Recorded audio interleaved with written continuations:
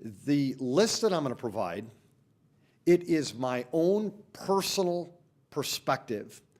No one else was involved in this top 10. This is Mayor Mike's perspective on what he believes were the 10 biggest wins in order for the City of Sioux Falls, for Sioux Falls City government in 2016. So let's get started. And again, thank you for this thrill ride, Sioux Falls, and thanks for the teamwork, city team. Certainly appreciate it. Number 10. The number 10 biggest win that I think that Sioux Falls accomplished really is kind of tied to something that we accomplished way back in 2013. I ultimately think it's one of the biggest wins that we've ever had in city government, but yet no one has really paid any attention to it. And not to put the media on the spot, but even the media, I don't think they really understood the relevance or the incredible win that was accomplished when the City of Sioux Falls tackled pension reform. Let's just throw some numbers on it. We project that over the next 25 to 30 years that the Sioux Falls taxpayers are going to save $300 million from that effort that was started back in 2013. And that was a team effort. That was fire, that was police, that was AFSCME, that was the entire city team that had to find a way to collaborate, communicate, compromise, and ultimately find good common ground to get things done. What we did in 2016, though, is we completed the remaining steps. And these were very, very difficult. But here's what it did.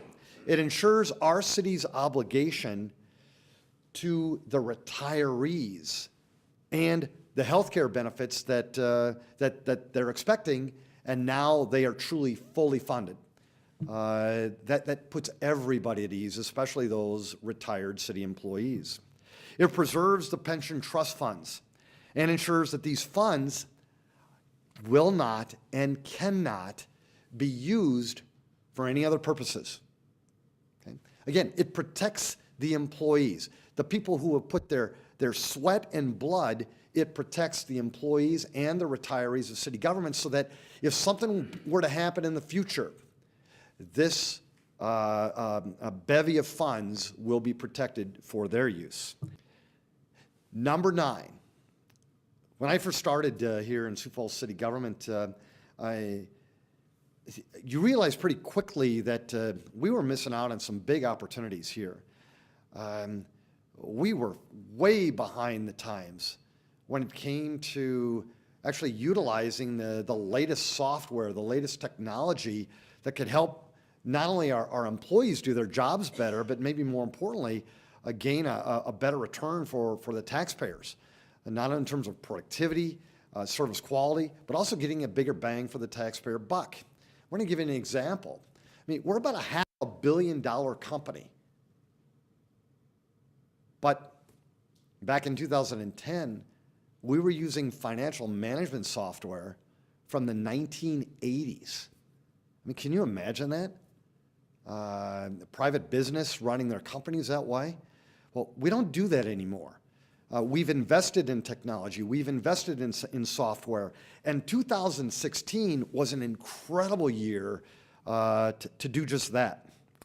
We are more efficient now. We are more productive. We are using those resources more widely. And so I just want to give you a few of the software changes and IT changes that we made in 2016. And there's a story in every single one of them. Fleet management software. We are managing fleet in ways that we didn't even think of before, and the software is helping us do that. Public safety software, whether it be our fire team, whether it be our police team, whether it be others, we can respond to now every call in a much more efficient way. We're using handheld technology. Of course we are. But we're using it in ways like we never thought of before, all over the place, whether it be planning and building services, fire rescue, engineering, as well as other software where you just can do things smarter and more efficient. For example, just something very basic, how we purchase swim passes now. in the city of Sioux Falls. Now we're using technology and software to help us do that, or even just scheduling rides on public transit. Number 8. I know that Sioux Falls is probably used to this by now, and I thank you. There are orange barrels everywhere. And if the weather would cooperate, we'd have them out there all the time. But the orange barrels and the detours and the mess that are sometimes created with these infrastructural improvements, they don't faze us anymore, because we realize as a city how important and how critical they are. Well, I want to give you a flavor for some of the monsters that we tackled in 2016, because they were monsters. We had a 66-inch diameter outfall sewer that was constructed way back in the 1970s, okay? It conveyed 90%, or conveys 90% of our city's wastewater. Well, what we did, I mean, can you imagine that? 90% of the wastewater is flowing through this pipe. And we wanted to and needed to and did replace it. We now have a new 72-inch diameter pipe. Costs us about $14.5 million, but not only does it increase our capacity, but it's going to serve us now for the next 75 to 100 years. Again, every time that we use the restroom, there's these things that we take for granted, but behind the scenes, there's these monster investments and this monster work that is going into place to make sure that we can do that, and yes, take it for granted. We spent $10 million on a 42-inch diameter parallel force main. It's about 12,000 feet long, and it allows us to double the capacity of our Brandon Road pump station. And again, we're going to talk about this later on, but we are growing as a community. We're adding that city of Yankton onto Sioux Falls about every 3 to 4 to 5 years. And so, yes, we are getting closer to Brandon. We are getting closer to Harrisburg. We are getting closer to T, and we're finding ways to collaborate in those efforts, including investing in things that will, take care of water and sewer and things like that. Number 7. The odds on any event center's performance, whether it be in Sioux Falls or in Houston or in New York, wherever it would be, the odds on any event center having a year 2 performance greater than year 1 performance, that honeymoon, it's almost slim to none. It doesn't happen. But it did in Sioux Falls. It did. Our new Denny Sanford Premier Center beat the odds. And it beat it in a couple of ways. First of all, the attendance was better. We had the 100th busiest event center in the world last year when it came to touring events. This year, we're now the 88th busiest event center in the world. We actually had more people walk through the gates of the Denny Sanford Premier Center than we had the year before. And it looks like it's not going to slow down. We made a commitment that we would try to run this event center in the black. Okay? We were hoping for $1 more in revenues than we had in expenses. Well, last year had the pleasure to announce that we generated $1.9 million in net revenues. 2016, $2.1 million in net revenue. Folks, this doesn't happen, but it's happening in Sioux Falls. It is. And again, it's that team effort, whether it be SMG, Ovations, the City of Sioux Falls, our finance team, all these people that are working to make this happen. It is happening in Sioux Falls and at our event center. And what's so interesting is that it's not slowing down. The reputation is out there and it is growing. The way that we get these monster shows is by certainly word of mouth, by inking these big deals. But let's just talk about some of the big deals. I don't know if you remember, because it just seems like it happened a long time ago. Folks, Sir Paul McCartney played in Sioux Falls. One of the Beatles. It happened in our town. And it just happened to be the highest grossing show in South Dakota history. Thanks, Sir Paul. Number 6. Not only is the event center surpassing projections, but that development around the event center. It was that one topic that truly, I think, gave people angst in terms of would it ever happen where we're going to have development around the event center. Well, the biggest private investment to date, a $12 million investment that consists of a 115 unit hotel, a conference center, restaurant, and even a South Dakota Golf Hall of Fame, is happening right now, and it's a stone's throw away from the Premier Center. The groundbreaking for the Holiday Inn Hotel and Suites, the Crooked Pine Ale House, it took place in 2016, and the grand opening is soon to come in the fall of 17. Why this is so important is that one of the things that it does is not only give us, more economic development around the event center, but here's kind of something that's hidden that everybody needs to know in Sioux Falls. And that is, we are trying to compete for the biggest entertainment that we can. And some of the biggest entertainment involves Division I sporting events. And the big one is Division I men's basketball. By having this new hotel and conference center and development now puts us in the running for the big boy and the big girl tournaments that are out there. And we like our chances. We do. Number 5. Downtown Sioux Falls, certainly, it's a hot place to live, work, and play. But it was scorching hot in 2016. We had $50 million in development in downtown Sioux Falls alone. A couple of examples, this Washington Square project, it is truly changing the landscape of our downtown. Darren Ketchum and I had the opportunity, along with Brent O'Neill, to actually go up on Washington Square just 3 days ago. It is just so visionary, so grand, so special, and it's happening in downtown. Just thrilled by it. The Main Avenue Road Diet, that was a dream where you take this Phillips Avenue and just all the grand things that are happening on Phillips. And how do we replicate that? How do we duplicate that? How can we continue that progress? And what we did is we now tackled Main Avenue with some of those same concepts in mind. And it really has already transformed Main Avenue.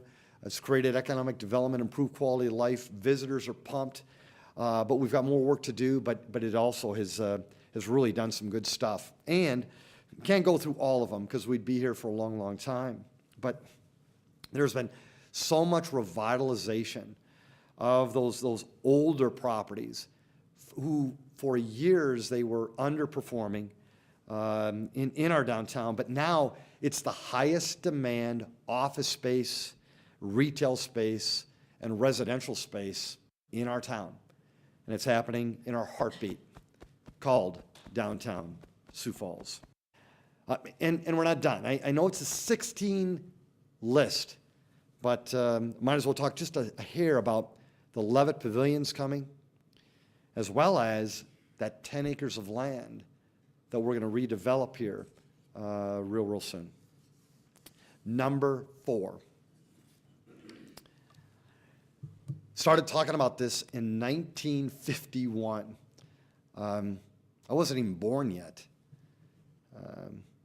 1951. This is a project that has eluded us as a community for a long, long time. But we tackled it as a collaborative investment that we knew was so sorely missing, so sorely needed. And yes, as evidenced by the surveys that we do with our citizens, was wanted as well. This multi-purpose indoor aquatic center, it opened on time, but maybe more importantly, it opened under budget. Again, government is actually managing these monster projects that are funded by the taxpayers, and they found a way to actually do it under budget. What a storyline for any government entity anywhere across our great country. We take this role seriously in terms of protecting the taxpayer dollar, and we proved that we could do it again with the Midco Aquatic Center. The reviews have been wonderful. Rave reviews, not only from the citizens that have been wanting this thing for so long, but also the people that are coming in from out of town as well. We just completed one of the largest swim meets in South Dakota history, and it went off really without a hitch. And it's just the beginning. So again, Sioux Falls, proud of you. Look what you did. You accomplished it. And city government, look what you did. You followed through again, just like I knew you could. Number 3, there is this economic engine that has been just humming. And what I want to relay is that I don't know if there's any signs of it stopping. It is racing on all cylinders right now. It truly is. We'll just talk about some of the things that are showing that. It was just recently reported that South Dakota, more specifically, Sioux Falls, South Dakota, we have the lowest unemployment rate in the nation. Now, certainly, that comes with its challenges. It is. But I look at that as something to really be proud of. That means that businesses want to grow. They want to expand. They want to become more productive, more service-oriented. They want to do these things. And we have the lowest unemployment rate in all America, 1.9%. There's at least 3,000 jobs out there, a bevy of help wanted signs everywhere. And it's across all industries where we have these jobs. So I love that. 4 straight years of record-breaking construction. 4 straight years. This has never happened before in Sioux Falls history, and we did it, Sioux Falls. And we never knew, what to expect next. Certainly Mike Cooper and I and Ron Bell, we never wanted to say that, yeah, we're going to do it again. But I don't know. It's 4 straight years. Again, showing no signs of ultimately stopping. $700 million in record-breaking construction. We've never hit $700 million before. So really, really excited about that. And then again, remember that heartbeat. 50 million of the 700 million occurred in your downtown. We just announced that there was this bevy of just energy in terms of people wanting to choose our town, our city, as the place where they wanted to live. We had 5,200 people that moved into our town in 2016. We've not experienced that type of increase before. And again, I think it shows that this economic engine is just really, really going strong. We're at 178,500 people right now. And it's not just Sioux Falls that ultimately is benefiting from this. It's all of our brothers and sisters right around Sioux Falls that are also growing as well.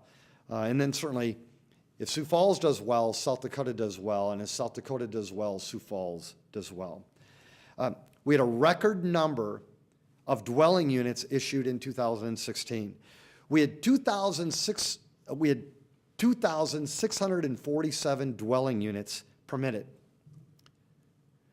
The prior record, and I want to give you some perspective. The prior record was 2014. I mean, that's a phenomenal jump in terms of people building places to live in our city. Now, two more to go. And again, I don't want to diminish all the other things that have taken place in our great city, but again, this is my feelings in terms of the top two things that have occurred in our city in 2016. And this one certainly has had its share of dialogue, its share of debate. Certainly there has been some scrutiny and maybe even some disagreement on it. But in any way, shape, or form, I strongly believe that this was the number 2 win for our city. The last time that our city invested in an administration building to serve our citizens and our employees was way back in 1936. Franklin Roosevelt was our president back then. But here's the perspective that I think was missing during the debate and still may be missing even yet today. The last time we did this, in 1936, our population was 37,500 people. Today, our city's population is 178,500 people. We have grown as a city, not only in terms of our citizens, but just as importantly, our city team, our employees. We have increased in size 5 times over where we were in 1936. But as a community, we've not made that investment in terms of investing in a good place for our employees to work or our citizens to be served. This certainly was a project. It was vetted at the highest level. Certainly it was vigorously debated. However, this long-term need is finally being addressed, and it will serve our citizens for at least 100 years from now, just like this beautiful City Hall has done and will continue to do. 1936, one of the most trying times in our nation's history, but yet leaders and citizens knew it was the right thing to do back then, and I know, as well as many others know, it's the right thing to do now. We had a successful bond sale of $21.9 million. The timing couldn't have been any more perfect. We received an outstanding 3.09% interest rate or investment rate on the sale of those bonds. Just fantastic. And now, I know that Sioux Falls, you're not going to all close your eyes, but if I could get you to do it, I would. Just imagine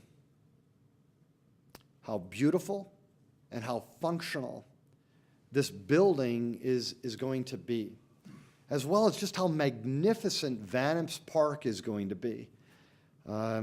It's going to prove to be just a wonderful, as well as just a pride-generating site for our city's gateway into our downtown. Certainly am excited about it to come. Now, the number one win that I believe happened in 2016 is really one that, again, behind the scenes, you've got all these employees that are fully committed to the City of Sioux Falls. They take these jobs so seriously. They truly try to maximize the resources in the best way that they possibly can. Even though the reputation is maybe one that doesn't always carry that. But Sioux Falls, I want to give you an example of how in 2016, we really had to rally as a team to make sure that we fulfilled our commitment, and that is to manage city's finances the way that you would do at home, the way that you would do at your church, the way that you would do in your small or your large business too. The number one win for the City of Sioux Falls in 2016 was we lived within our means. We did. We ran city government like a business would, like a family would, like we knew that we should, and that we knew that we must. The first warning signals in terms of the softening sales tax revenue was relayed by Tracy Turback and yes, this mayor. And what we found interesting is that there was a number of people that scrutinized us for proclaiming such dire projections. How dare we do that? But here's the critical part, is that not only did we ring the bell about the lower than expected growth, we acted on it immediately. Immediately. All 12 departments, led by the finance team, they developed a plan to make sure that we lived within our means. This is so painful to do, but it is necessary to do as well. And remember those warning bells, the shot that was fired? There were others that got on board later on. Others across the state, others across the Midwest. But ultimately, it was Sioux Falls. It was your 1,200 plus city employees that responded immediately back in April, May, and June to make sure that we managed this appropriately. And this is something that we really don't talk about much as a team, because I think the taxpayers expect us to do it. But this was different because we were the ones who really led the charge. And what did that mean? We identified and captured opportunities to reduce spending. Yes, Sioux Falls taxpayers, reduce spending, not find ways to spend. Then we did it in a way where it wouldn't impact the quality of the service that we provide our citizens. We would meet the general fund reserve target that's not set by the executive branch, it's actually set by the legislative branch. But our role is to fulfill that, and we did. And what's interesting is that not only did we set realistic goals that we felt were good for 16, but we presented a plan in 17 that, as I have stated, is probably one of the most boring, most frugal budgets that has been presented in a long, long time. Now here's the news. Here's the scoop, Sioux Falls. If you think 17 was boring, 18 is going to be just as boring, if not worse. Because the alarm bells are still ringing, not only for Sioux Falls, but all across South Dakota, all across the Midwest. Tracy Turback is not alone this time. And I think the folks that we serve know that, as well as our public servants that we work side by side are now getting it as well. Sioux Falls, on behalf of the 1,200 plus city employees that are working hard for you, I've just announced what I believe are 10 of the biggest wins that we've had in our city. But again, I would encourage you, there's 110 more that can be found on our website that will show all the other good things that are happening in every department as well.